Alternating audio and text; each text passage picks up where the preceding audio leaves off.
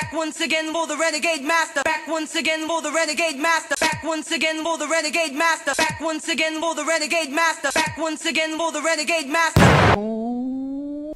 Hello my renegades and welcome back. And what are we getting into? Yous all know it's Love is Blind season 8. We are now on episode 6, Do I Know You? Before we get into this episode, I'm going to ask you to hit that subscribe button. Hit that notification bell. So when you know I'm on and doing videos, please comment, like, share and do the good things that you do.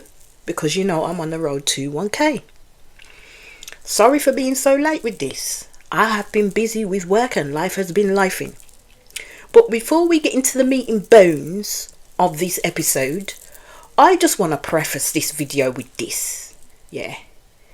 People should not do reality TV shows when they have a bunch of skeletons in their closets. Namely the shit right now that's coming out about Alex. It ain't good. It ain't good. Yeah. I'm hearing. Yeah. And it looks like the evidence that's being shared is being checked out. Like this man likes to party with teenagers.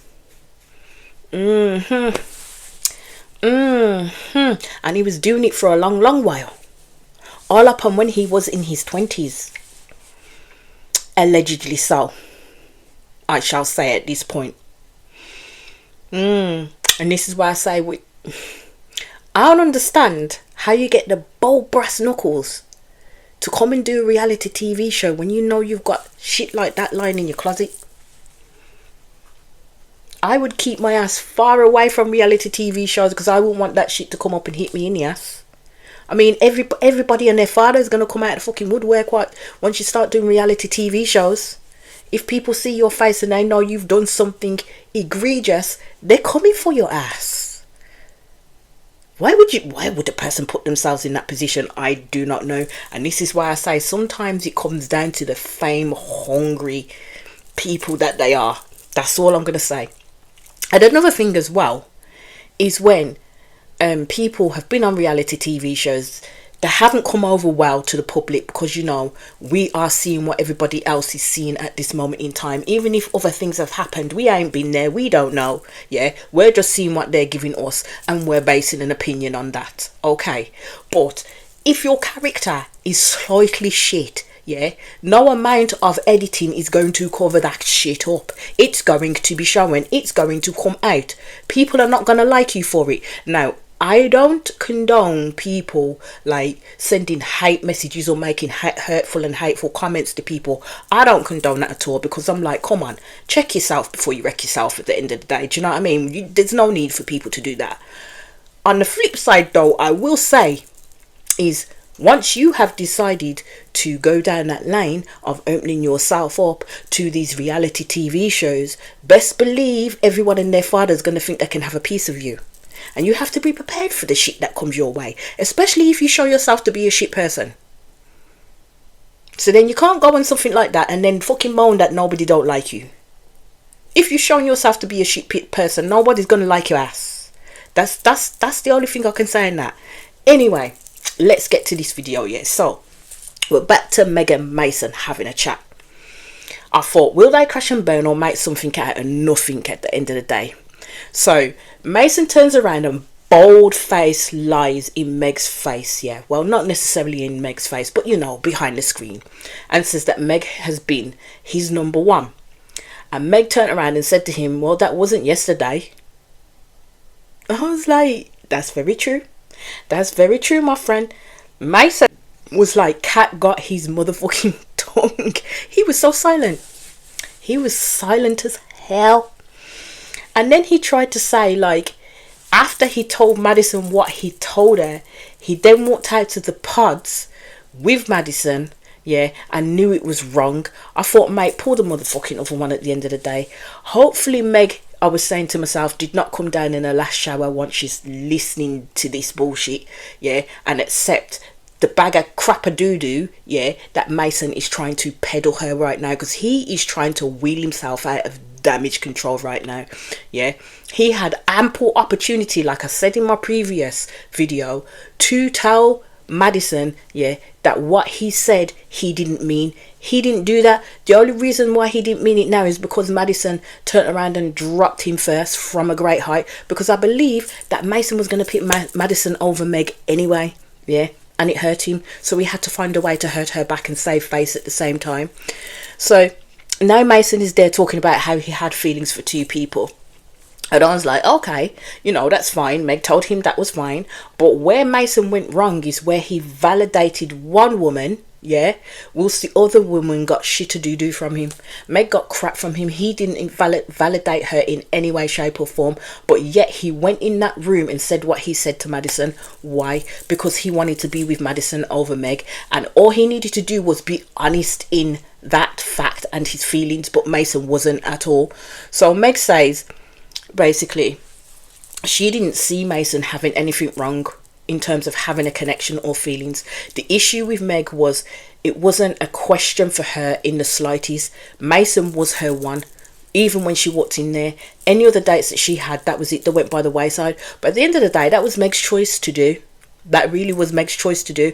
Because me, myself, if I'm having dates with this man, first date, second date, third date, and this man is not affirming me in any way, shape or form, or the way I want to be dealt with, best believe I ain't putting all my eggs all in one basket for that dude. I'm literally walking the fuck out of there and saying, you need to make your mind up about what it is that you want, but I'm not going to keep putting myself out there. At the end of the day, I will make sure that I am talking to somebody else too. That's the be all and end all of it, because I don't... She got some feeling from this dude. She got some feeling from Mason. Either that or Mason was pretty good at what he did. That's all I can say. So Meg does go further into her feelings on how she felt towards Mason. And all he can do is listen. Yeah. Because well and truly, what can he say to justify his feelings, to justify what he did? He may have fared a little better with Meg if he'd have raised his hands up and said, you know what, I did something wrong and I own it. But he wants to make excuses. He wants to absolve himself of the responsibility of dealing with all the fallout that's happening to him right now. He wants to put something in the way to say, no, you need to blame that. It wasn't me. I was duped in that sense, rather than put his hands up and say, you know what, yeah, I did wrong. Calling me bad, I really did wrong, yeah. Mason does say anyone that would have Meg is the luckiest person, and that he regrets what he said to Madison. I don't believe him. I really don't believe him, because in the next breath he then says to Meg, I don't know why I said it. Because you wanted to at the time. That's why Mason said it, because he wanted to at the time. Nobody twisted his damn arm to say what he said to Madison at the end of the day. Although Madison may have orchestrated it a little bit, in my humble opinion, no one did twist that man's arm to say it. And he did it off the back of what he wanted to do, because this man literally went away. Don't forget, him and Madison had that conversation. He went away, slept on it, came back and then said what he said to her. Completely validated Madison, and then tried to then turn it around and say he didn't mean it. I got bullshit on that, to be honest with you. So Meg said that, like, you know, she loved hearing the words that Mason likes her, but then says we now have no way of knowing, in essence, if he would have picked her.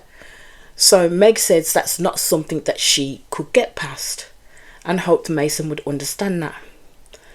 And I was like, yes, Meg, yes. This is what was needed to let this man know that Meg was no pushover at the end of the day. That you can't come on this big broadback TV, hurt her feelings in the way you did, and then expect her to believe you when you say you wanna.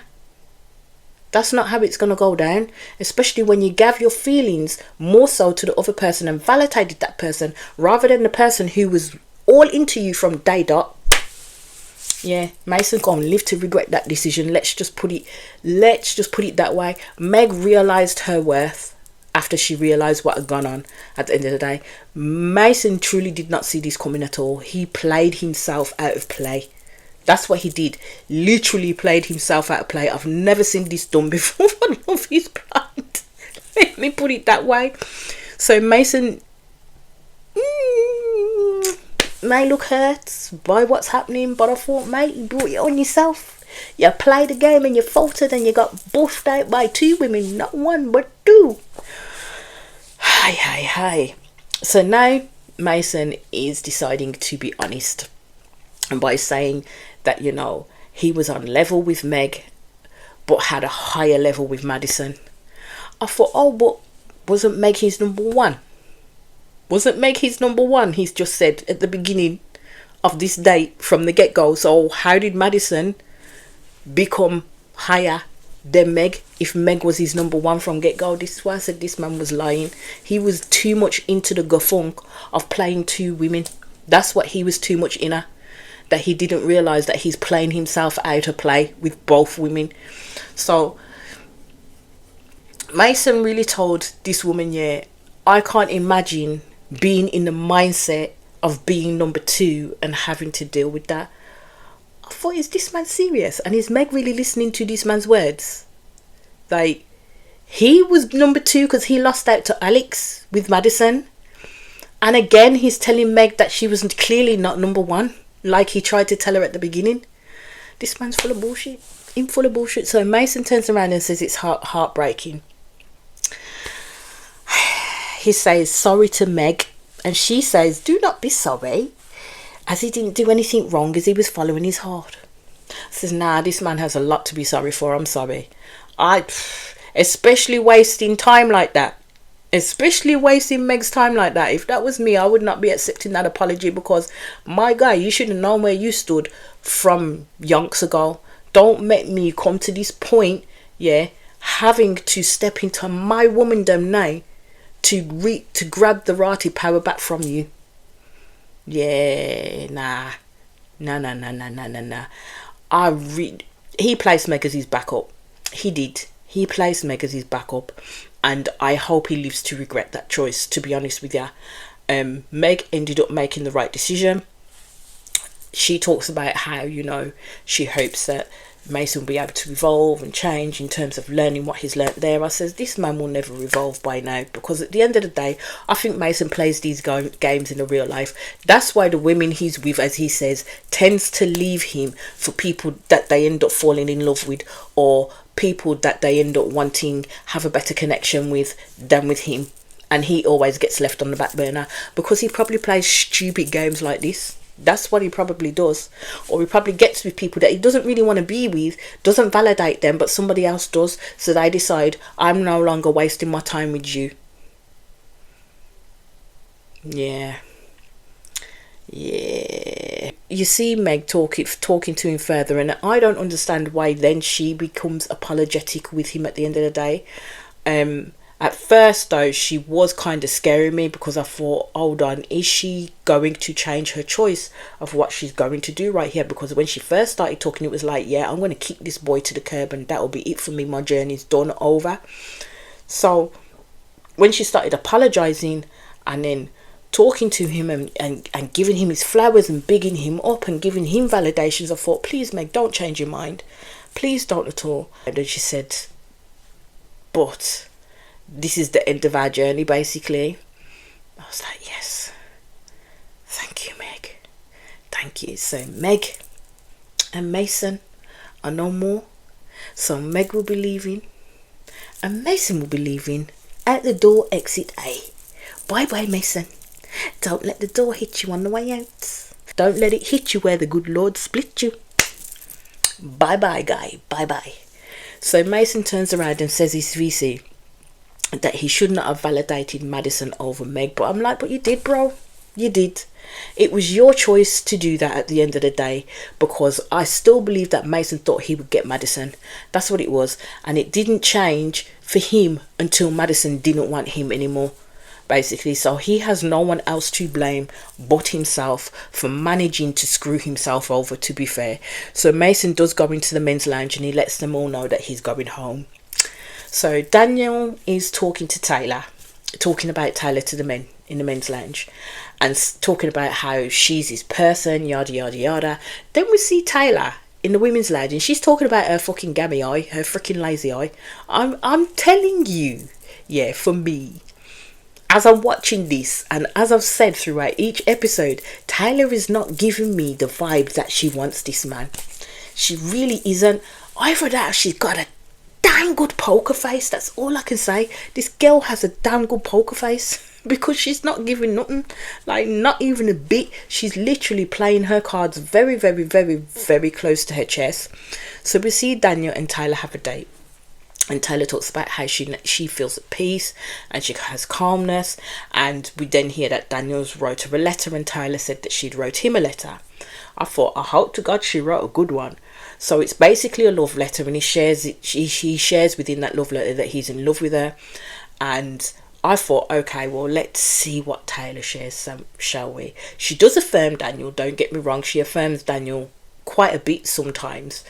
And she says that she loves him too. And I thought, you could have knocked me over with a motherfucking feather, because I swear down, this woman does not show an ounce of love when she's in them bloody pods with this man. I thought, this was good. This is a good start. We get to the fact that, you know, she has this letter. Did the girl finish the letter? No. She didn't finish it. She says she will finish it in the future. I was like, dude, what? So she basically does read what she'd already written out, and she talks about how she wants an example of a husband, and she says that it's Daniel, but of course we know she doesn't finish it. So Daniel basically said that he wanted Tyler from day dot, so he does get down on his knee, asks her to marry him. She says yes, so now we have Daniel and Tyler. Right, so then Lauren and Dave meet. I'm gonna have to say this was one of the ones I was waiting for to see how this went, like seriously to see how this went, because Lauren, poor girl that she is all in on Dave basically. But I'm telling you, Dave don't like Lauren. He really doesn't, and I can see him regretting his choice. I can see it coming. And no, I haven't watched every other episode right now. I'm just catching up as I go along, right? So this is me making would I say an educated guess or an assumption that this man don't like Lauren, and he is going to regret his choice in picking her. He definitely is. So Dave talks about, like, he feels Lauren loves him for him, and that they love each other. Sometimes I don't believe this man believes half the words that are coming out of his mouth. What he says is literally flowering a bunch of bull hockey, but you know what? Lauren is not going to read between the lines with this dude at all. Lauren has high hopes for this meeting between them, and she said it cannot happen if Dave doesn't want her as she wants him. All I heard was, look out for the bunny. Look out for the bunny in the pot, people. That's all I'm going to say. That is all I'm going to say. So Lauren was fully, when the doors went back, was fully into seeing him. Didn't get much from Dave. I'm going to be honest with that. I did not get much from Dave. He did kiss her. It seemed quite awkward and forced to me, but then that's just my impression of the situation. I'm trying, people. I'm trying to find good with these two, and I just can't see. I really can't. So even down to the proposal and the fact he was waiting on her, like he wanted her to take the ring out of the box, like he still was not ready to fully commit to this woman, like seriously. So yeah, the more they talked, the more awkward it got. This man does know exactly what he needs to say at any given time, basically, and Lauren doesn't read into anything that he says at all. Basically, this man just sat there and told Lauren she was not what he pictured from her voice. It was a close one for Dave, but it wasn't exactly the one that he wanted at the end of the day. So for Dave, looks definitely plays a huge part in this scenario going forward. It definitely will. I said, I told you, this man don't like Lauren at all. Don't be this guy, guys. Don't be like Dave. Like, I mean, Lauren is all smiles with him, and I'm thinking to myself, but she must not hear the words that are necessarily coming out of this man's mouth. Like, seriously, she must. I don't understand how she's not hearing these words, because each word to me would be like a stab to the solar plexus. I think all Lauren was thinking about was looking at the ring and how nervous she was and how sweaty she was and all this, that and the other. And yeah, Dave is going to do Lauren over us. I see it on the horizon. So you see Devin and Virginia have a date. So he again wrote a letter to Virginia, says he got super emotional when he did write it. And I thought, here's another one with flowery phrases and words. Devin's okay at the moment for me in small doses too. Yeah, so he reads it out to her. It's a beautiful letter, but all I want to say is all these men and all these women with these words that they affirmation that they want to give to these people, yeah, I'm gonna say actions speak louder than words for me. Like, seriously does. He did ask her to marry him after that, and she said yes. So you see Alex and Madison have a date and they do the gift giving. So she basically gives him the rock that she first collected after her brother passed, because her brother was an avid rock collector, so she just decided to keep that memory alive for him. So basically it was definitely between them both sentimental gift giving for sure. So Alex decides to get deep, and that's what is some things she would not like in a partner. Do you think Madison answered him?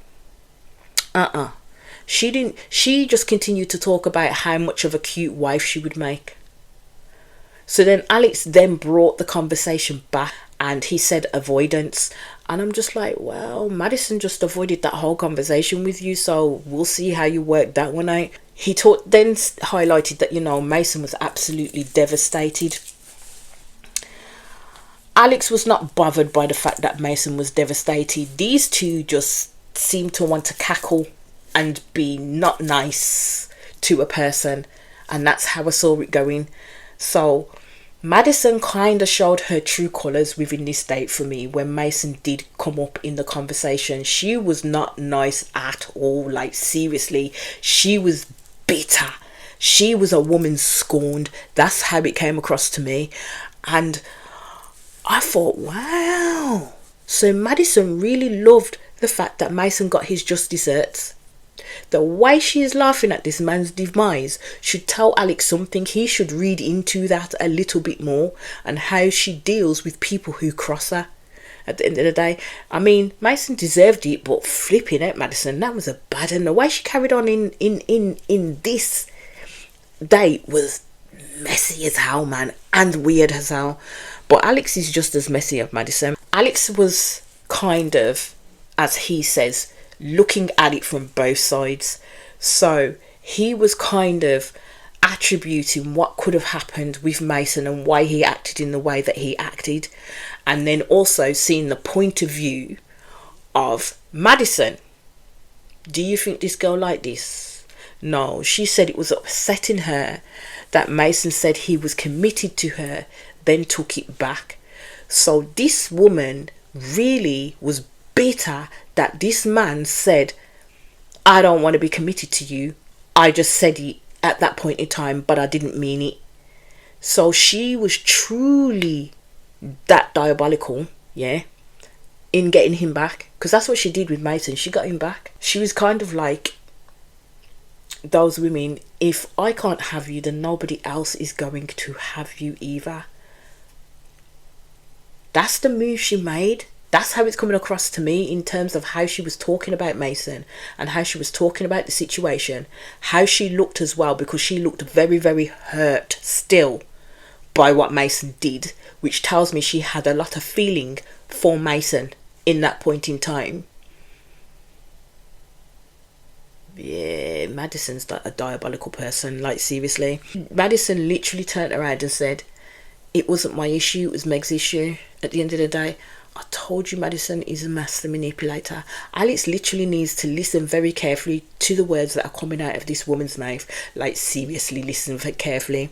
She wanted to fuck Mason over, and that's what she did. Mason didn't help the situation at all by any means, but Madison definitely made sure that knife was dug a little bit deeper and he didn't come out on top. So when you carry on listening to Madison, she was so burned by the fact that Mason took back the commitment comment, yeah, that Madison's true colours in front of Alex are literally flying right now, and I don't think Alex is paying heed to what she's saying and how she's saying it.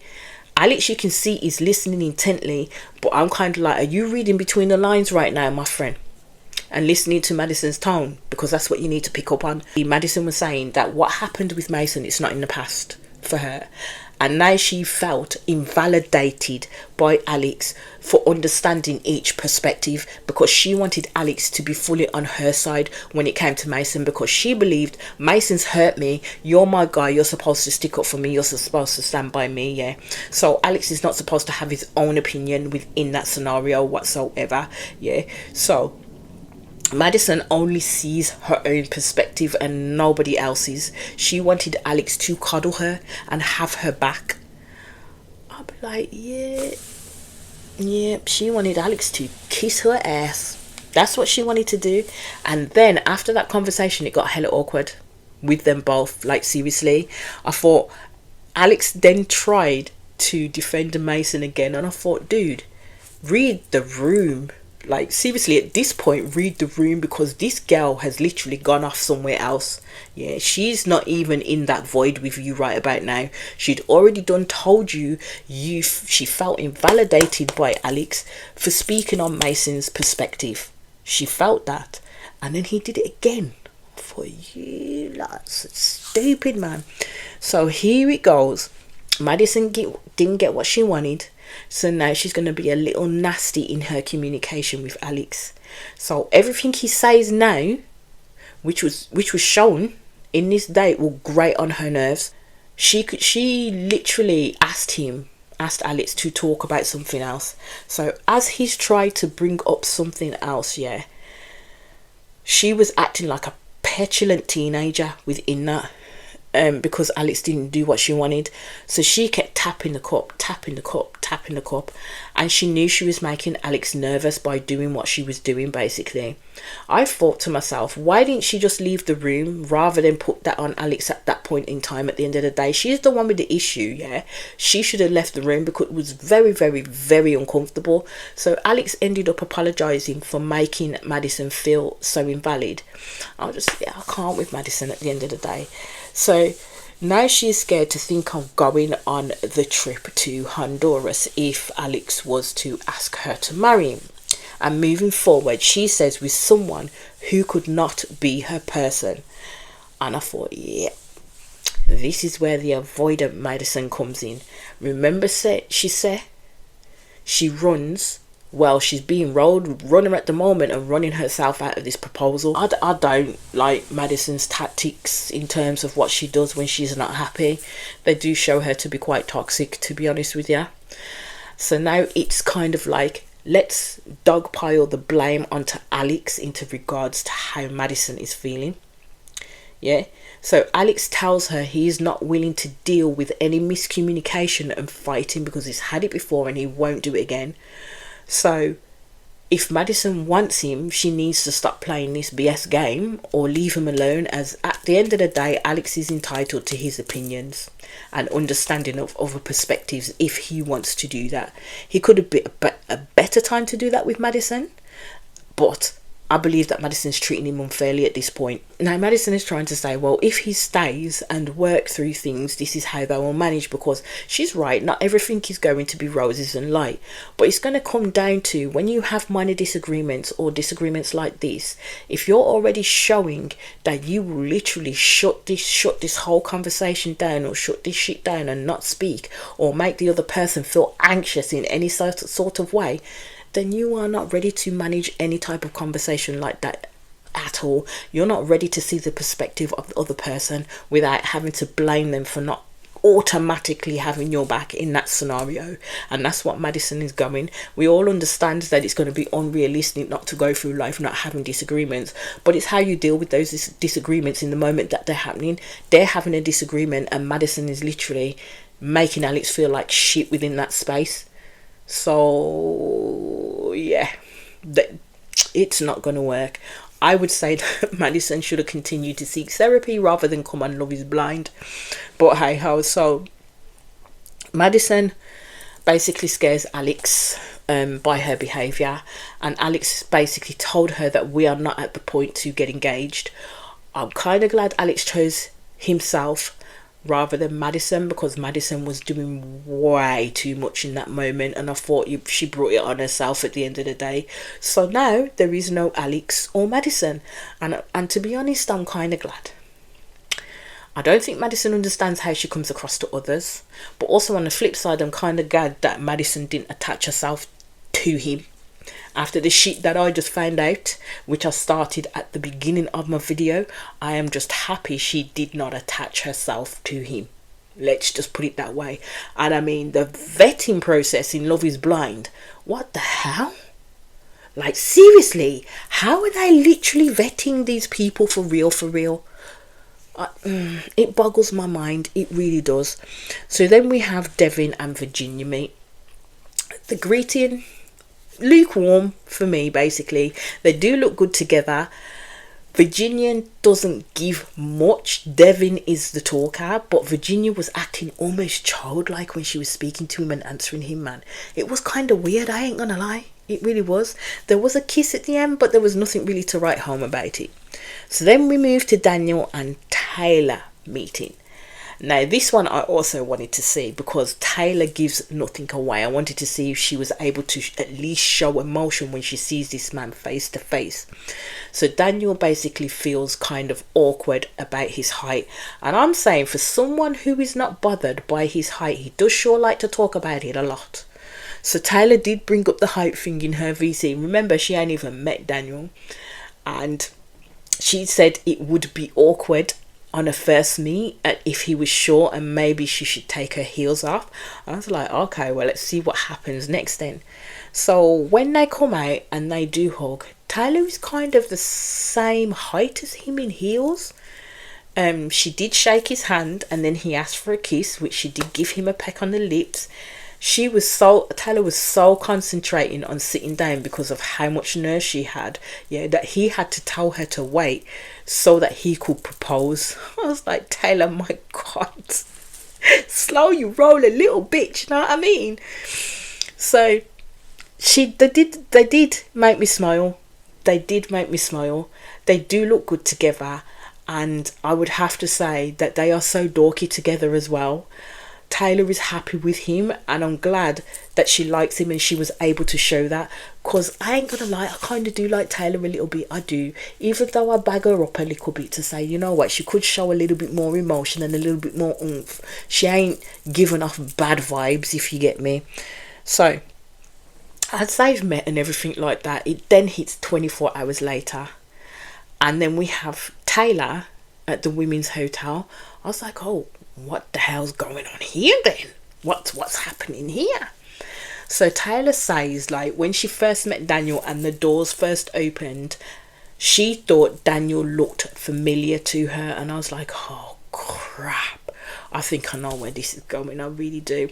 So Taylor feels that when she met Daniel, it was not the first time that he had saw her, but at the moment, at this time, it's based on an assumption, unless Daniel is able to tell Taylor the truth of it if she confronts him with it. So Taylor believes that Daniel followed her on Instagram long before coming to the show. She said she remembered a picture from the account of the guy being in front of a tree in a chair with his leg crossed over with a drink, kind of like how Daniel posed when they met with each other and they were sitting on the sofa and talking. So it kind of brought up a little, flash gun memory in her mind, basically. So my question is, though, why didn't she just bring it up there? Why didn't she just have that general conversation with him and say, do you know what, you seem quite familiar to me, have we met before? And have that conversation with him and get it out there, out in the open, and discuss it, rather than wait 24 hours to then stew on it and stew on it and stew on it. It doesn't help Taylor in the slightest. So she's becoming more anxious and anxious and anxious about it. So she ends up going to this diner, and Daniel does meet her there. She believes that Daniel knew what she looked like all the time while they were talking through a wall. So Daniel walks in And from Daniel's presentation to me, I think he already had an inkling what he knew would be coming next. Yeah, from Taylor. I think he already knew what was coming his way. He looked so nervous, like his butt was clenching, man. So Daniel says to her that I do not follow you on Instagram. Now, this is what he said to her first, that I do not follow you on Instagram. So Taylor then says, no, you followed me and then unfollowed me. Hold on a minute, Taylor, that makes no sense, because in the first instance, Taylor said he followed me on Instagram. She never said anything about him unfollowing her. She just said he followed me on Instagram. I didn't follow this account back, but the picture looked familiar. The man in the picture looked familiar. That's what Taylor was saying. She ain't now saying nothing about, oh, you followed me and then unfollowed me. So even Daniel says, I don't know why I would have followed you and then unfollowed you.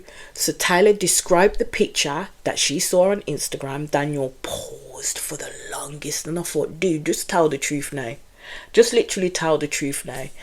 How much you want to bet that when they get their phones back, is what I first said, if it did turn out to be true, he will change that picture quick smart before Taylor even got a chance to go look at her Instagram account, basically. Daniel, at this point on this episode, was not selling it for me. Either that or all of this was just literally for dramatic effect. I do not know, but Daniel looked hella uncomfortable.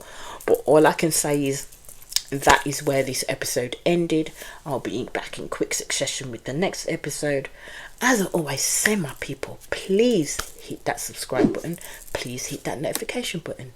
Please comment, like, share, and do the good things that you do, because you know I'm on the road to 1K. Peace out.